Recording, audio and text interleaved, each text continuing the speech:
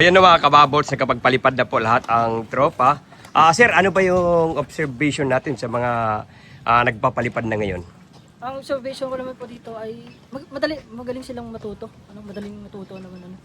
So, ang gagawin nga natin ay basta maituro lang natin maayos tong DJI Mavic 2 sa kanila para at least pwede na magamit na nila pang araw-araw. Yun lang po. So yun, no? Maraming salamat. Siyempre, ang ating napakasipag ang ating instructor of the day. So yun. Ano, what's up mga kababols? Yahoo! Shoutout kayo, shoutout! Yun, shout out! Shout out kay San Jose, taga Batangas Map. Yun, Batangas Marpsta! Shoutout Cavite, Marpsta! Yun, Cavite Marpsta!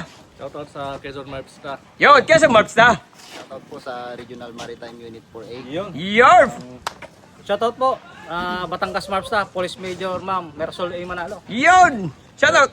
Shoutout po kay Police Major Benza Ali, Yun. Quezon Mapsta. Yan! Shout out, tol!